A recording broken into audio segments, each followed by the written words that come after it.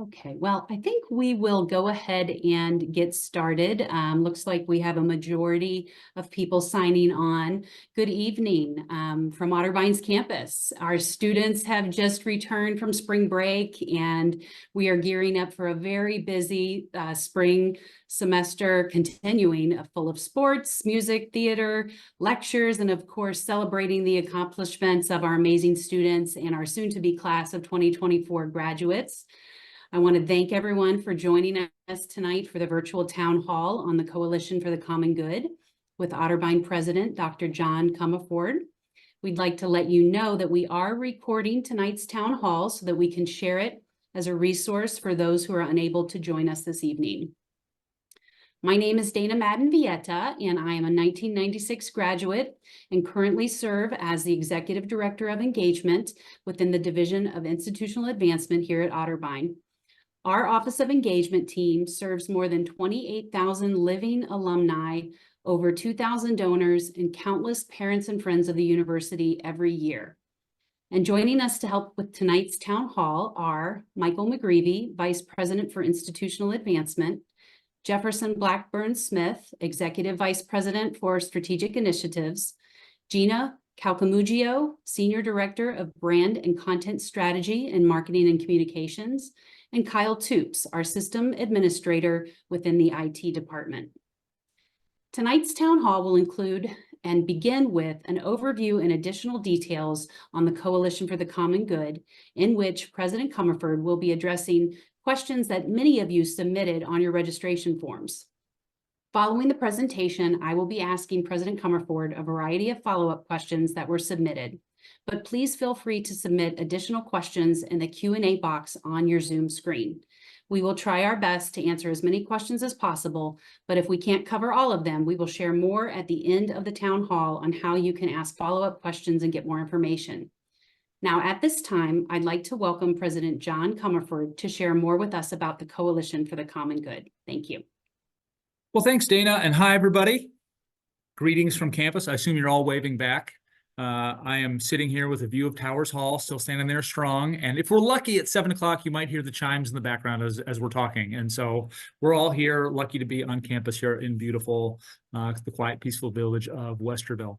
I also need to start by confessing, knowing I had this tonight, I just ran by the Nest and had dinner and ate like a college kid. And so I need to lie flat now, but I'm going to make my way through this and then try to digest. I just can't do it but they have the ice cream in there, and it's ridiculous, and I couldn't help myself.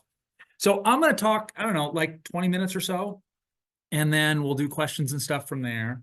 I hope you don't get tired of me droning on by then. But I appreciate the interest, because with this thing being new and being frankly new to American higher education, it's not like I can say, well, it's just like that thing over there. It's something entirely new that we're making up.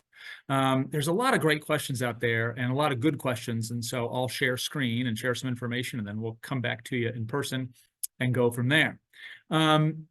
The first thing that I would start with is an understanding of Otterbein in the wider national context, right? Higher ed is in the news a lot lately, not always for great things, but in particular, our business model for serving 18 to 22-year-olds, the traditional undergraduate sort of thing that we do and do so well at Otterbein, is under some threat right now. And it's largely because of this. This is just Ohio, but the same line could be for many states, actually most states.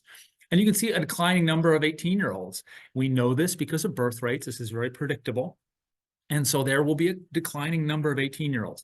I was recently at a national meeting of university presidents, and there was a presentation from a demographer who, it used to be that the Northeast was shrinking fastest, then the Midwest was shrinking next fastest, but the South and the Southwest were growing.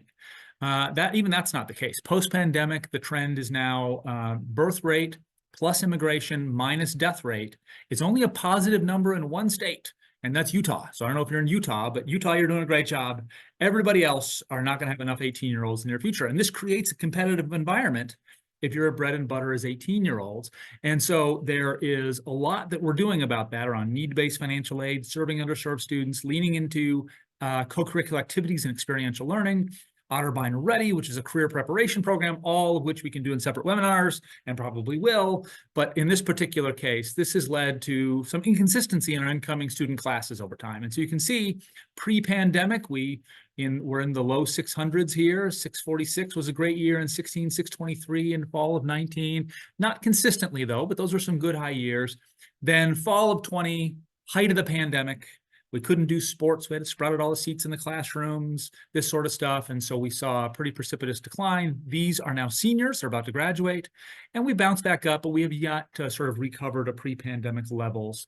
This coming fall is looking strong, but in general, we just have to understand that the 18-year-olds in Ohio and their other recruiting grounds are going to be on the decline, and we're going to have to be more creative. This has meant we've seen declines in specific populations nationally, not just Otterbein. Enrollment of men is way down. The supposition here is that a hot employment environment, we have low unemployment, it is more likely to draw young men into the workforce without college. They'll take, say, a manufacturing job because it pays 25 bucks an hour. And women are still more likely to go to school. And so actually Otterbein is now 63% women last time I looked. And that's a national trend. Male enrollment is down, hopefully temporarily, but nonetheless, a trend that we're seeing here. Likewise, international students. You can imagine it was hard to get international students during the pandemic. International travel wasn't a thing, and we're still rebuilding some international partnerships and things like that to get back into that market. So there's a number of trends here going on. The other thing here is to show you our competitive set. If it were 15, 20 years ago, and depending on when you were an alum, maybe that was your era, Otterbein's main competitors, and we can track this from what's called cross applications. We can see where students are applying when they also apply to Otterbein. So we know exactly who we're competing with. And our cross apps 15 or 20 years ago were largely other schools like Otterbein. So an Ohio Wesleyan, Denison, even a Capital. I hate to say, but they're a lot like us. I mean, just being real. And so we're seeing a lot of cross-apps like that 15, 20 years ago. Today, our top cross-app competitors are listed up there, and they are large public institutions. In fact, you don't get to another private institution until number 7 on the list. We are not meaningfully competing with other small privates. We are competing with large publics.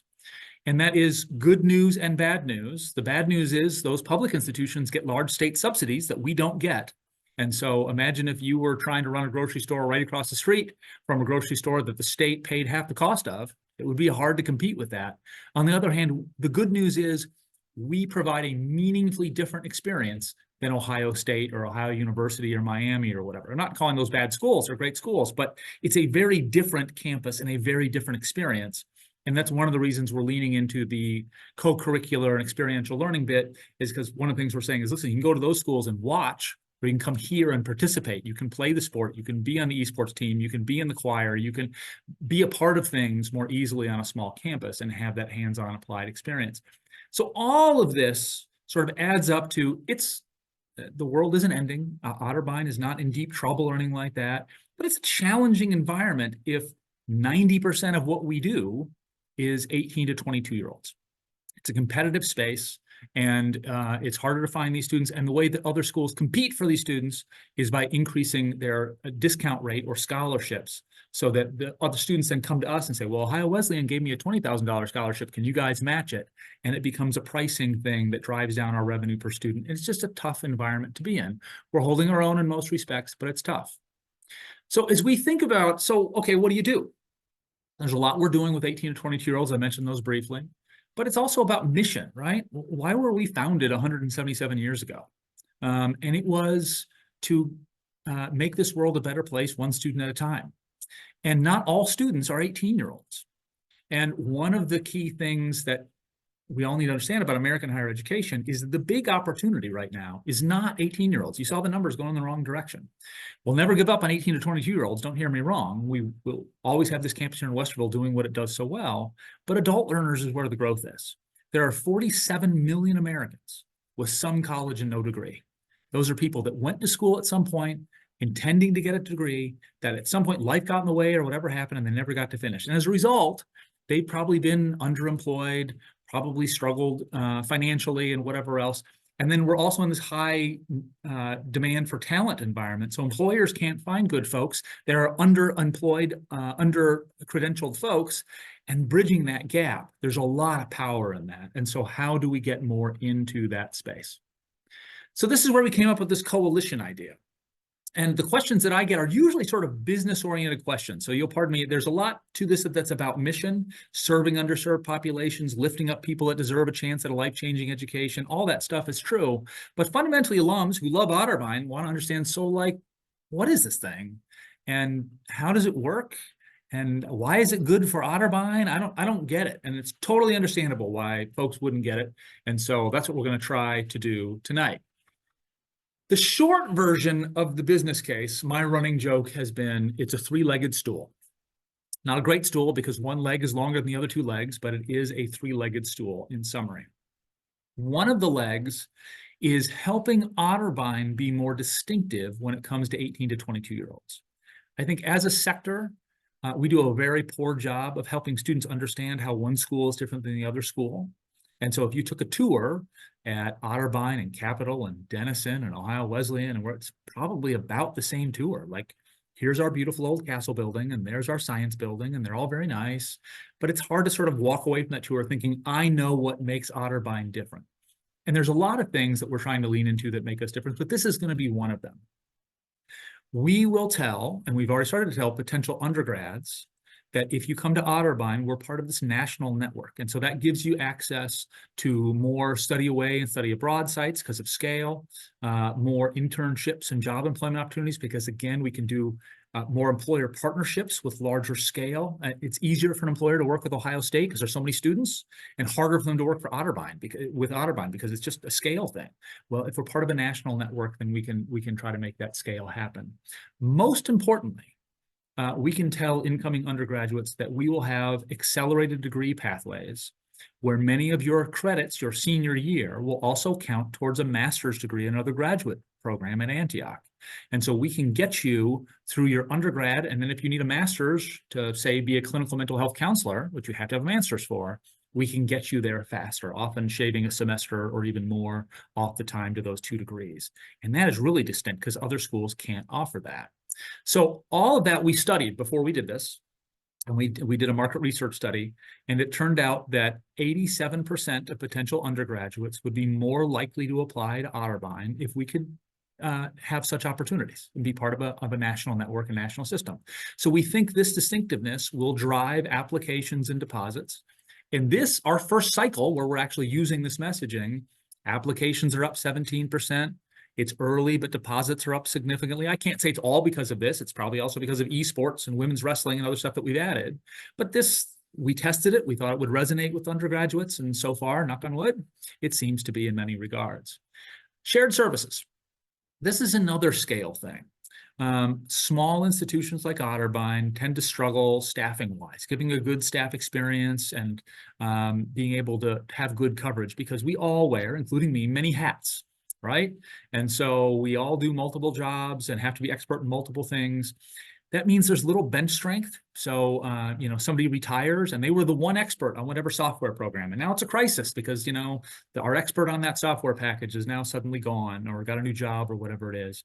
Creates tough time for staff to find professional development and get promoted, because it's just, if you're an office of 3 or 4 people and no one's moving along, how do you get promoted? How do you have that good staff experience? So the shared service idea is taking what I would call back of the house services, not student-facing services.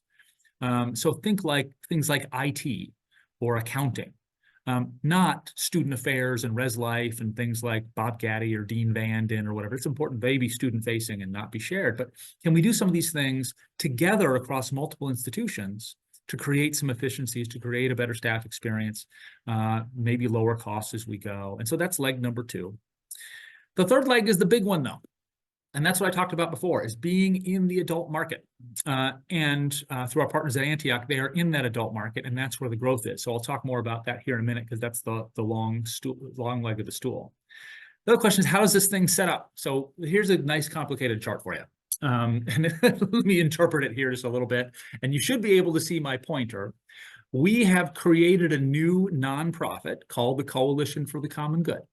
I'm the president of the Coalition for the Common Good and also president of Otterbein. We're doing this all through job sharing at the moment because we don't want to have more administrative costs. So we're all taking on some more duties as this goes. The Coalition for the Common Good owns Antioch University. It's a business unit of Antioch University. In fact, we sort of took Antioch's corporate shell and renamed it the Coalition for the Common Good to make this work. Antioch still has a board, but they now report to this coalition board, which is a shared board. So there are 4 appointees from Antioch, 4 from Otterbein, and 1 independent director on that board. The independent director is Lynn Pasquarella, the head of the American Association of Colleges and Universities. So she was quite a get, is interested in what we're doing here. And so that is the governing group for this. Otterbein University maintains its own fiduciary board. That board can hire and fire the president, can set the budget, can do capital projects, sets tuition, does all the stuff. There are a few areas where they need, the Otterbein board needs permission from the coalition board to do certain things, and it mostly has to do with anything that could lead to bankruptcy. Now, don't hear me wrong, we're nowhere near bankruptcy. It's just in theory, if one member of this went bankrupt, it would bring down the whole system. And so things like taking out new debt, our board would need to get also permission from the shared board of the coalition to make sure that the institution's in good financial shape, as an example. Then they also are the board for the shared services or supporting services organization, which is where if we're doing IT together or whatever together, those staff would live in this box in a separate nonprofit. They might still sit on campus every day and help our students, faculty, and staff every day, but they're part of this other structure where we can share employees and gain some efficiencies. You can see addition of another school. The idea here is we're inventing a new model for independent higher education, and we're fielding a lot of interest from other institutions that also understand they need new business models, need access to new student population. So the idea is another school joins here, and then they get to add members to the board, and they get to contribute their graduate program. So we're talking to schools that have a physician assistant program or a law school, or occupational therapy, stuff that we don't have and Antioch doesn't have, that then we can scale nationally. And basically keep the independence of the member schools. Well, we share the coalition in Antioch. And oh, by the way, there is a revenue share that happens here.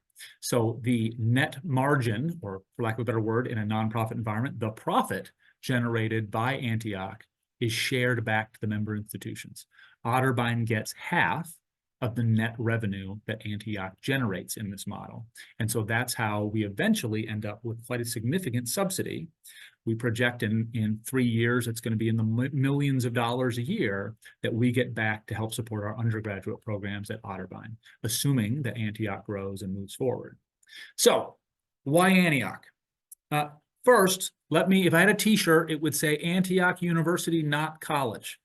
They are separate institutions. They were once one institution. It's a long story, but 15 years ago or so ago, they separated. So Antioch College in Yellow Springs is a small undergraduate institution, and I'm wishing them well, but they don't really have anything to do with this. Antioch University is 4,000 adult learners on 5 learning sites across the country. So you can see where they are there. I was just this weekend at Antioch University in Los Angeles, and we did an alumni event on their campus there. They have a beautiful courtyard, and we were outside. It was gorgeous LA weather. Even the traffic cooperated, and so we're already utilizing these sites. The idea here is that we would use the Otterbein campus, nights, weekends, summers, for Antioch programs when adults want to be learning. And then when we add a campus in Chicago, a new member in Chicago or Kansas City or Dallas or Boston, we're using their undergraduate campuses that are largely underutilized, nights, weekends, and summers, for these sorts of adult programs. Antioch's model varies based on the program. Some programs are completely online, but actually most are not. Most are what we would call low residency. That means that there is a lot of online work, but then students come together for a 2-week or 4-week residency where they are intensively all day long in classes with faculty, with their peers in the classroom, having an in-person experience. But it's not every Tuesday, Thursday, like many of us went to school. It's a 2-week intensive thing where you can get off your job and get childcare and whatever you need to be there for this intense period. We hosted in Westerville 600 Antioch students this last summer for their residencies. We had another 60 or 70 or so here during winter break. They're already using our campus for this purpose. And so Antioch has physical locations including some where the programs are fully in person. Antioch, LA has 600 students in a clinical mental health master's program that are entirely in person. It's not even online at all. So they customize the delivery of the programs based on the location. The other thing about Antioch that was interesting to us is they have a bunch of programs we don't have. So there's several screens here I'll show you. Their biggest programs by far are counseling, psychology, and therapy. Clinical mental health counseling, CMHC we call this for short. And you can see a bunch of different concentrations. High demand stuff. These programs tend to be very full. Finding employment is relatively easy for graduate.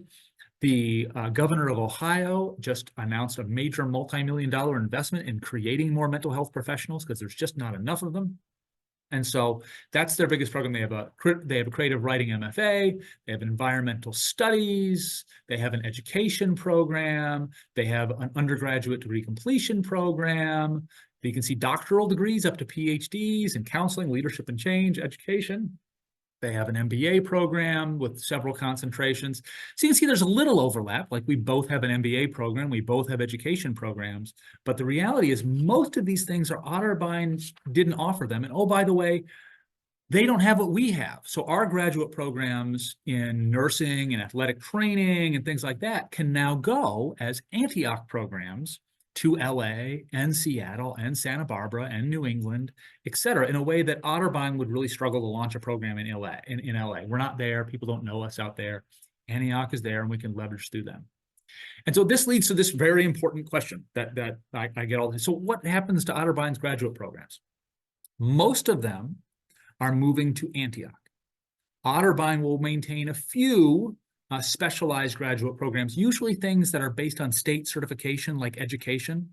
So education is such a state field, like the state sets requirements, that our education program would not be of much use in Seattle.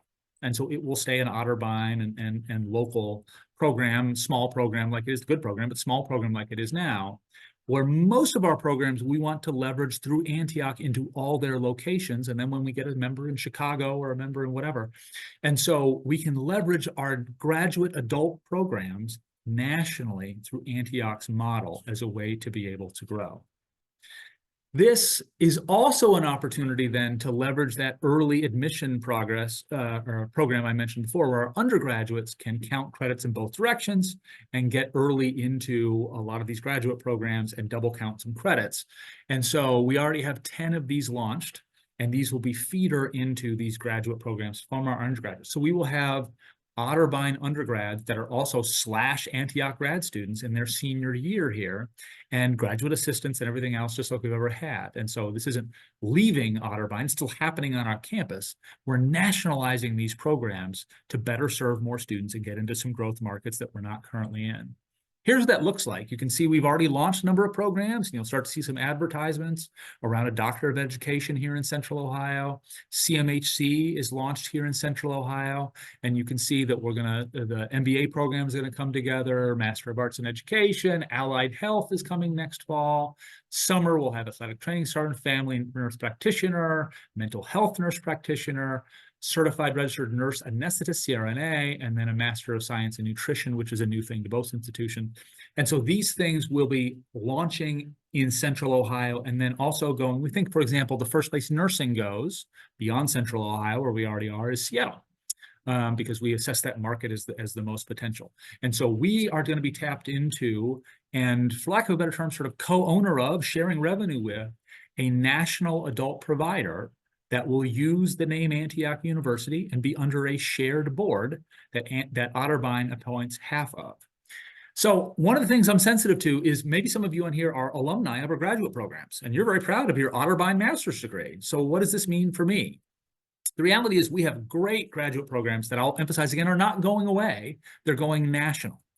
And one thing that we know about Otterbein is we know it and we love it. We know the Quiet Peaceful Village and how amazing it is and all that stuff.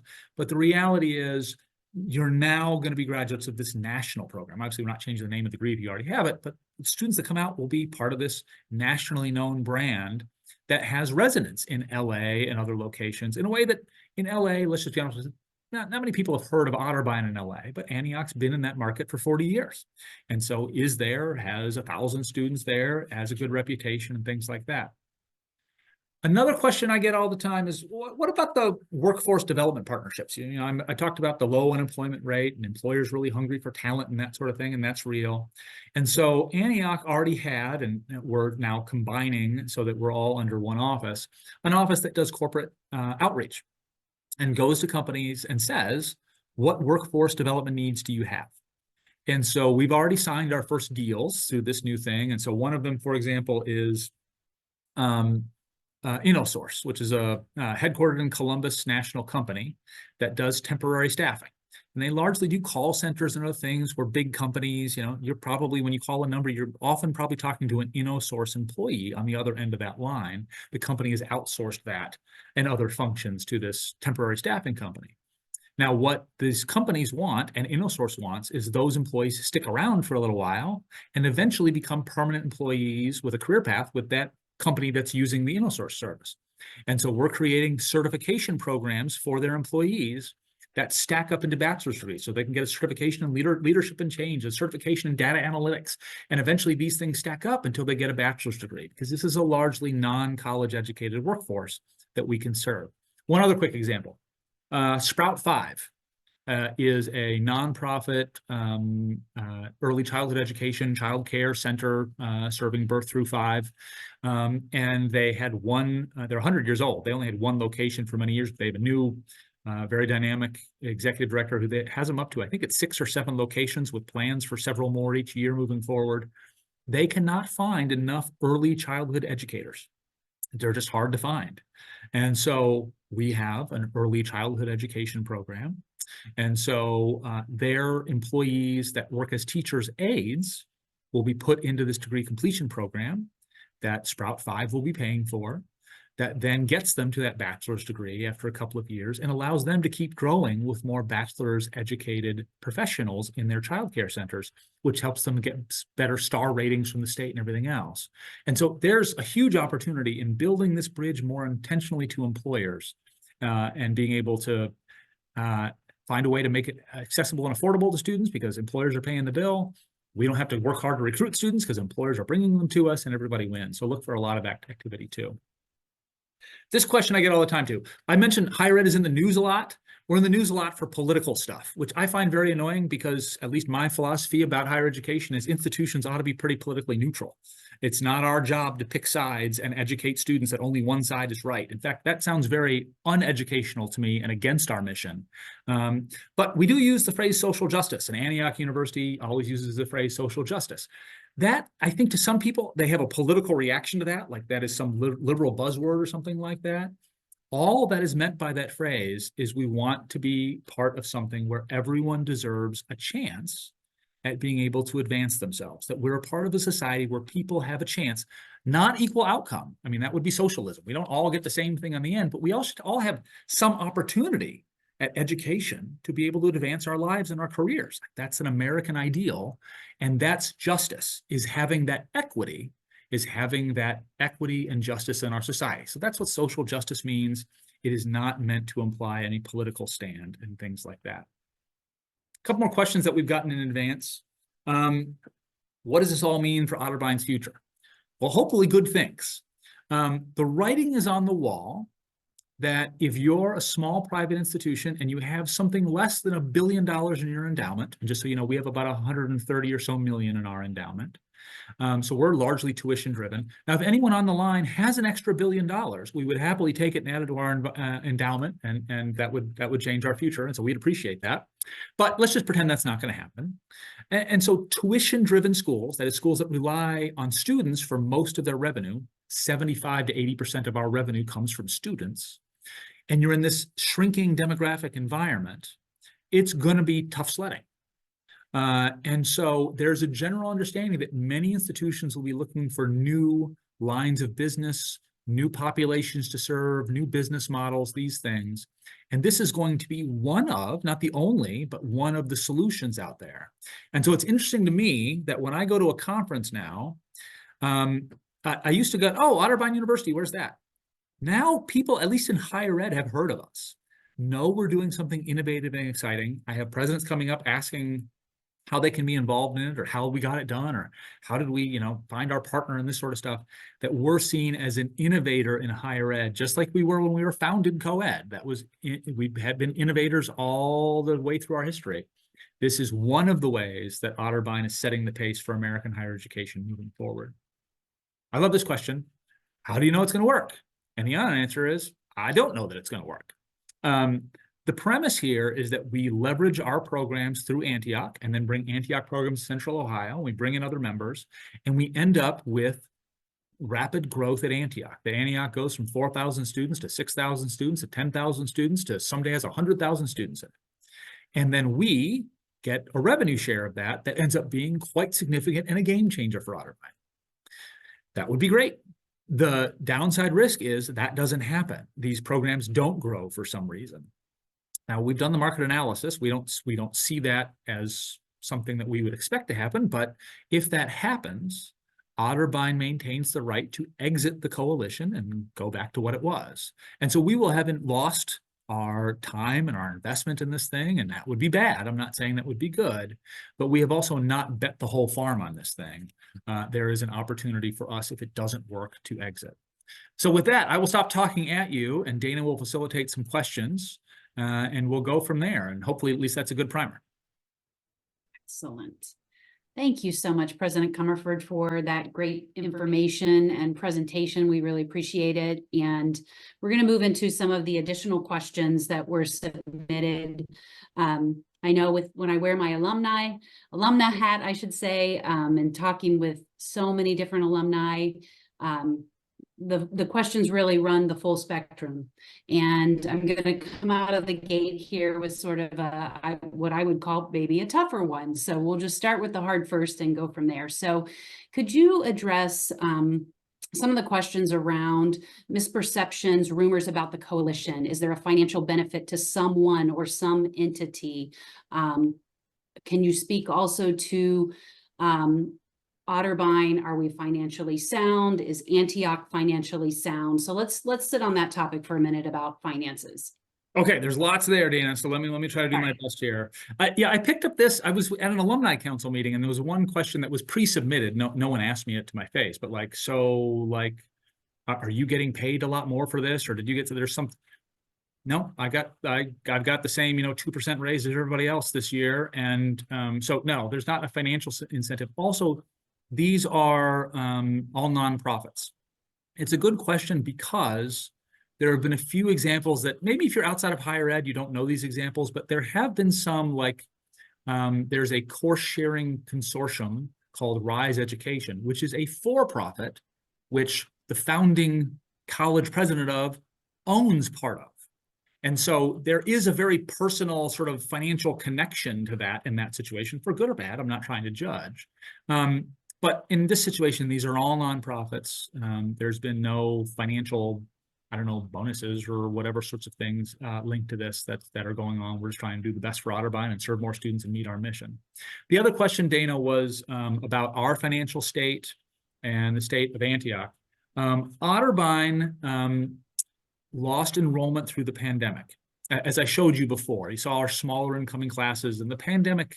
If you're small and experiential based, and then someone tells you can't be any closer than 6 feet to somebody else, all the stuff we do that makes us special about athletics and fraternities and sororities and small classes and all the stuff was really hard to do for a year or two there. We got back to it all as soon as we safely could, and we're back to it now, obviously. But that was a tough period. And then, unlike a restaurant where you can just reopen and sort of get back to business as usual, we're more like a snake. It takes a while for our classes to work their way through the whole snake. And so, as I said, that fall of 20 group, they're still here. And they're a great bunch of students, but it's going to be a smaller graduation this year because they were a smaller group. And so it takes some time to rebuild that. And then post-pandemic, we have seen, again, we're optimistic about this coming fall, but we have seen this. You saw the other incoming class sizes. They're not bad. The wheels aren't coming off, but they're not. We'd like to be 600 plus on a regular basis in an incoming first year class. And we've been more in the 550, 520, 530 sort of range. So missing by 10% or so. And we'd like to get back higher than that. A couple of things. One is Otterbein, like every other school, got a fair amount of federal assistance through the pandemic. It happened under both the Trump and the Biden administration, so not picking sides, thanks to everybody. That bridged that gap for us. So we actually ended up running surplus budgets during the pandemic because of that federal aid. That aid has now ended, and we have a balanced operating budget this year, but just sort of barely, just squeaked it by a few $1,000s and things like that. And so we're okay, but it is hard to have much extra money to invest forward with. And so we want to be able to do that. We have our endowment, I mentioned, 130 million, of which about 40% of that is unrestricted, which means in a real crisis, the board could reach in and use that money to keep us going. We haven't had to do that. And we have another, I don't know, $15 to $20 million in sort of reserve. So Otterbein is healthy in the long term, but in the short term, we worry about the year-to-year operating and how do we pay our people appropriately and keep up our campus and do all that stuff. And so how do we take our current health and leverage it to make sure we have a strong future as well? And this is part of what we're doing in that. Antioch grew during the pandemic. They're adult learning. And there were a whole lot of adults who decided, well, I'm stuck at home.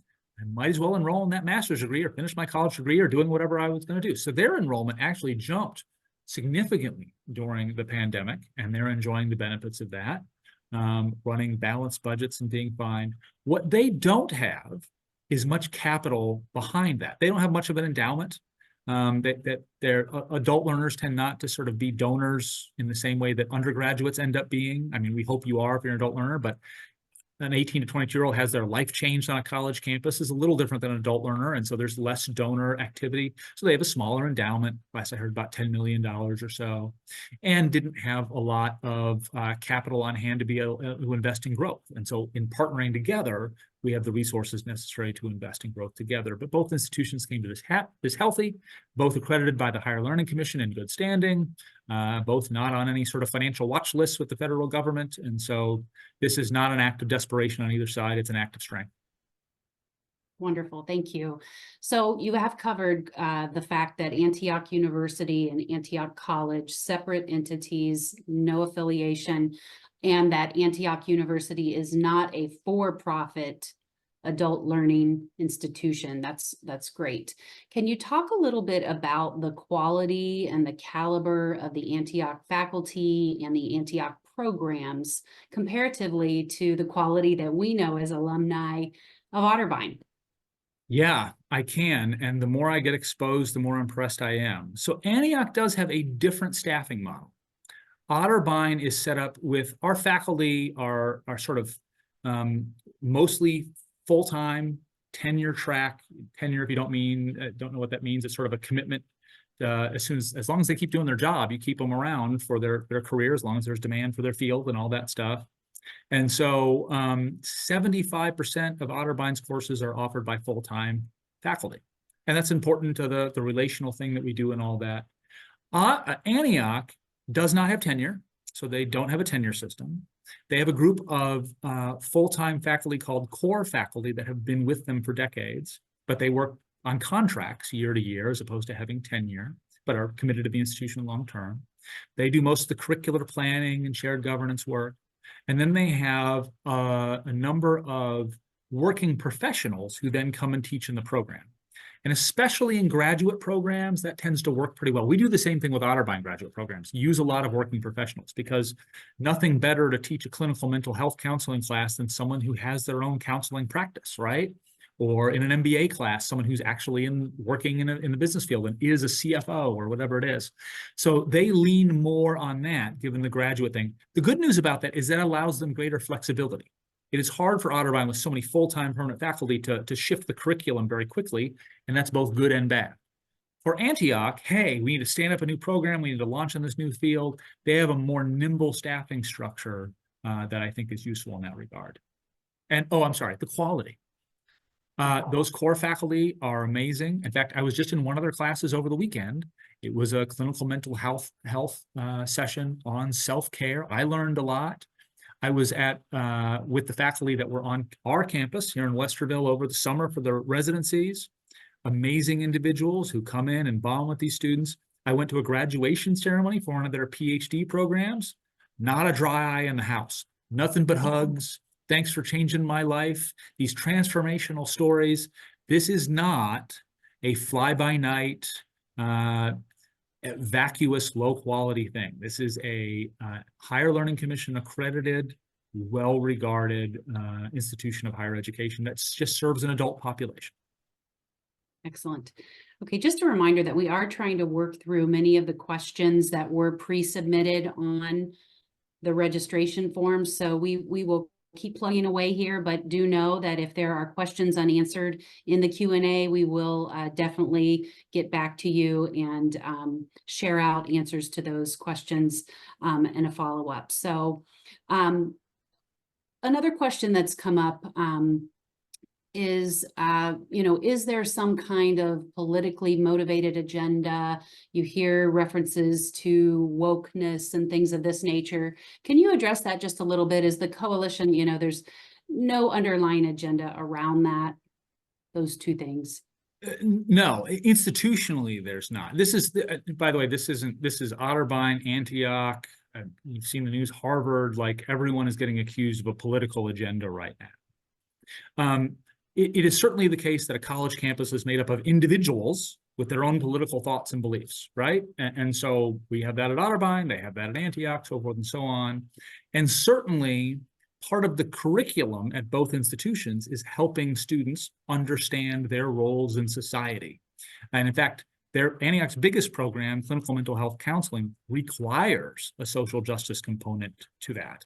And the accreditor requires it. And so that's certainly teaching students that it's not just about them, it's about their role in society as a part of what we do. But to say that there's a political, students must be liberal, must be conservative, we teach in certain ways, no. But do individuals that work on campuses have their beliefs? Sure. But the campus and the curriculum needs to be open and democratic.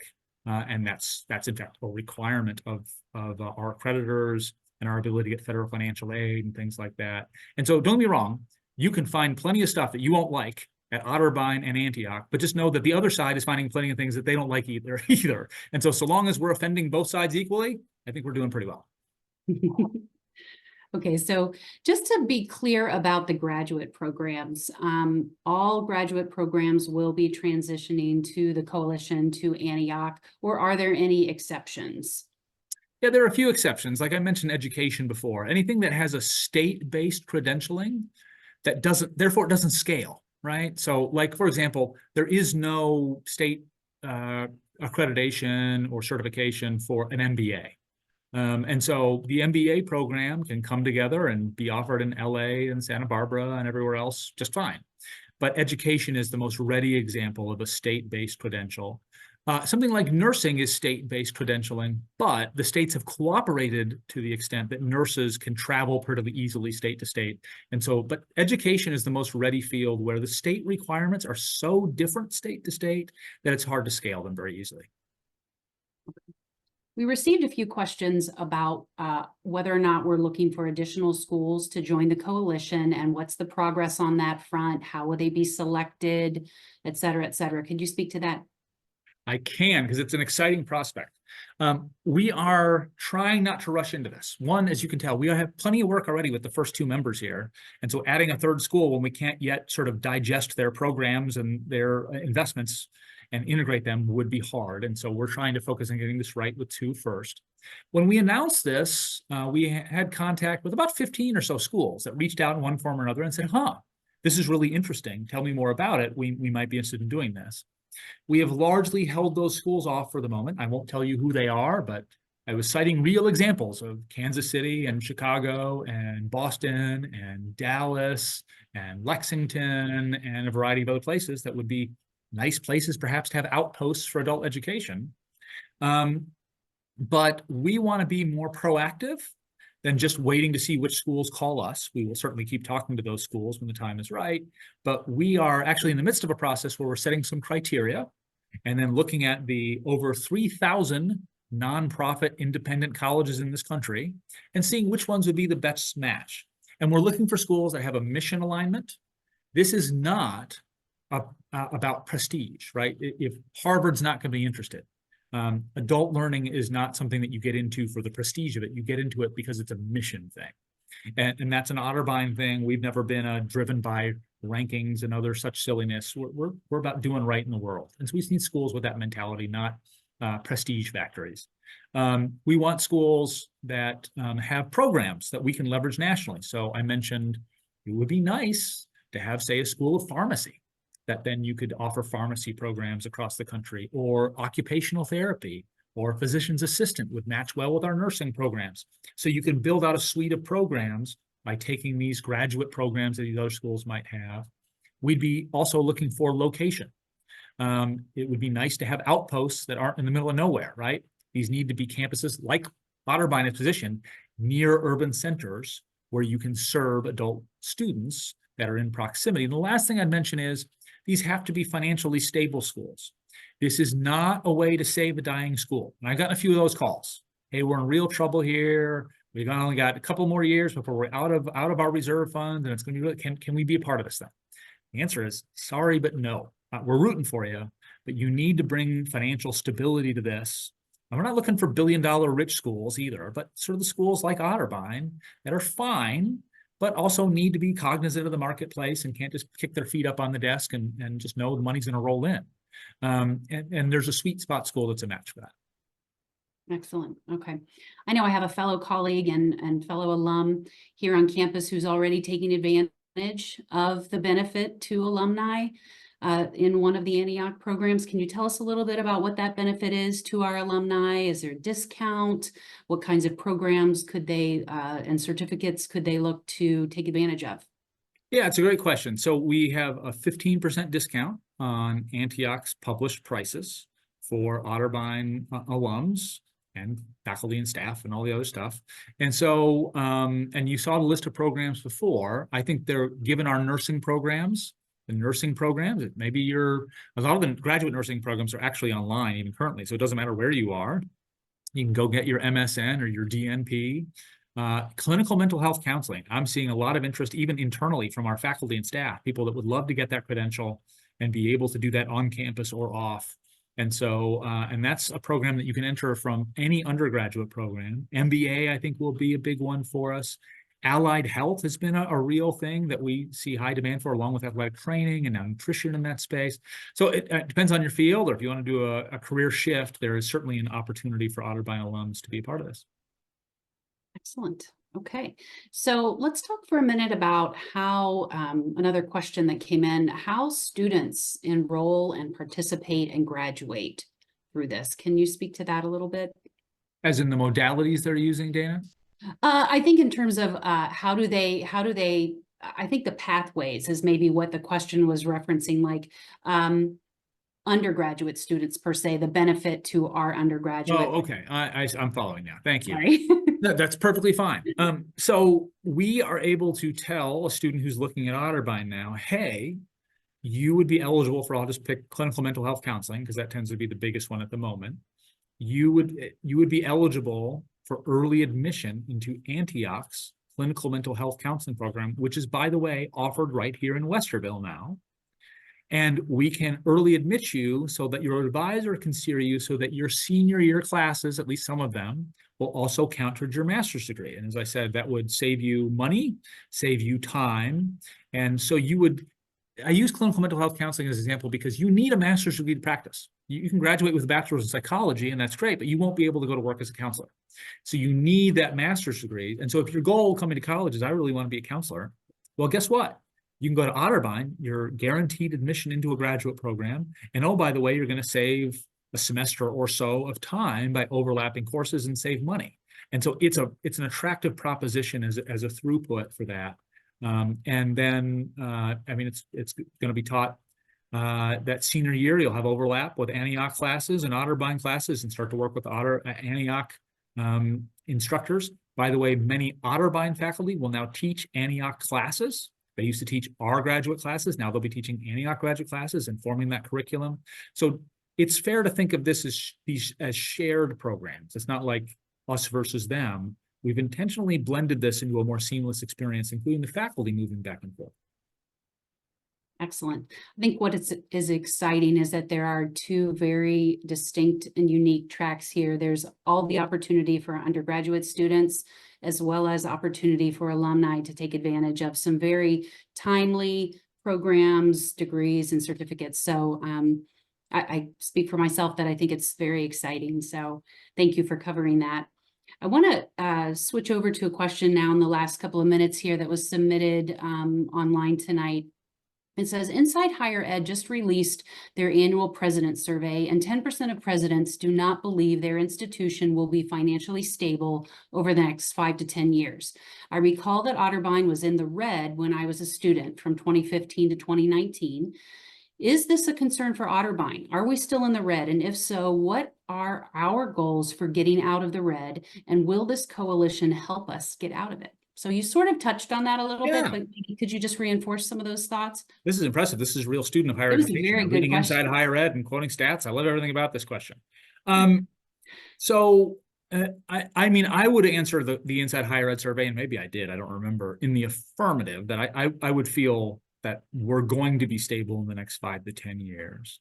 And I would even answer that absent the coalition activity, because I think we, as I mentioned before, have enough flexibility and enough resources that there is nothing that strikes fear into my heart about our viability in the next 5 to 10 years. Now, if we don't change anything over the next 50 years, I would start to get nervous, right? You can't keep swimming in this shrinking pool of 18-year-olds and just pretend everything's going to be okay. But it would be longer term before we hit real troubles. Are we in the red? We had surplus budgets through the pandemic, but that was largely because of those one-time dollars that came in. So I'm not going to pretend like that's a permanent solution. This year, we have a balanced operating budget. So that's good news. What that doesn't then fund in the way that we want it to is a bunch of the capital improvements that need to be funded. So we're raising money for that. Like the campus center renovation we're working on, things like that, we have to use fundraising dollars for. We're not able to have extra money to increase salaries on campus the way we'd love to be able to launch some new programs, things like that. We've had to use some reserves for those functions, but the basic operating functions are now balanced.